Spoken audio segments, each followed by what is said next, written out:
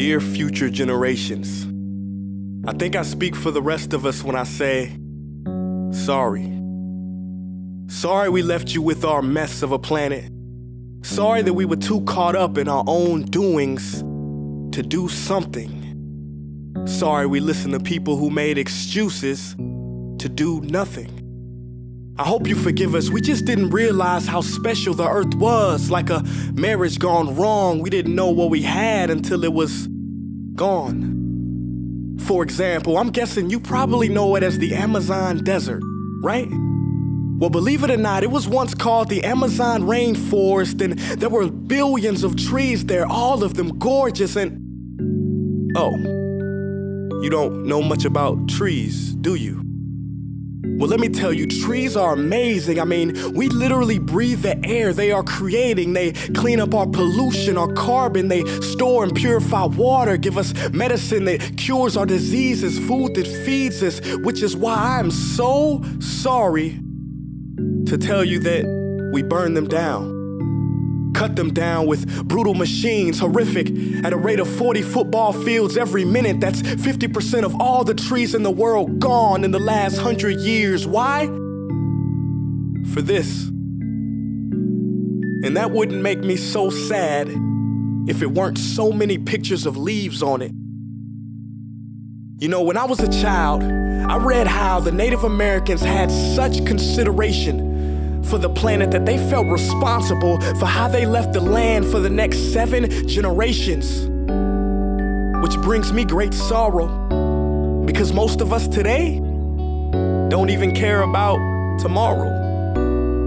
So I'm sorry. I'm sorry that we put profit above people, greed above need, the rule of gold above the golden rule. I'm sorry we use nature as a credit card with no spending limit, overdrafting animals to extinction, stealing your chance to ever see their uniqueness or become friends with them. Sorry we poison the ocean so much that you can't even swim in them. But most of all, I'm sorry about our mindset, 'cause we had the nerve to call this destruction progress. Hey Fox News, if you don't think climate change is a threat, I dare you to interview the thousands of homeless people in Bangladesh. See, while you were in your penthouse nestled, their homes were literally washed away beneath their feet due to rising sea levels. And Sarah Palin, you said that you love the smell of fossil fuels. Well, I urge you to talk to the kids of Beijing who are forced to wear pollution masks just to go to school. See, you can ignore this, but the thing about truth is, it can be denied, not avoided. So I'm sorry, future generations. I'm sorry that our footprint became a sinkhole and not a garden. I'm sorry that we paid so much attention to ISIS and very little to how fast the ice is melting in the Arctic. I'm sorry we doomed you, and I'm sorry we couldn't find another planet in time to move to. You know what? Cut the beat. I'm not sorry. This future, I do not accept it, because an error does not become a mistake until you refuse to correct it. We can redirect this. How?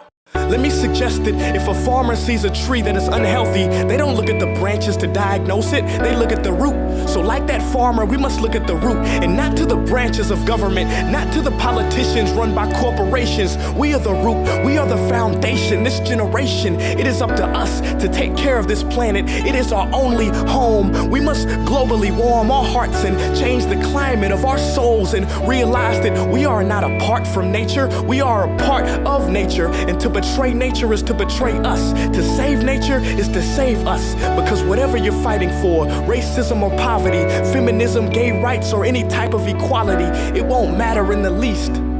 Because if we don't all work together to save the environment, we will be equally extinct. Sorry.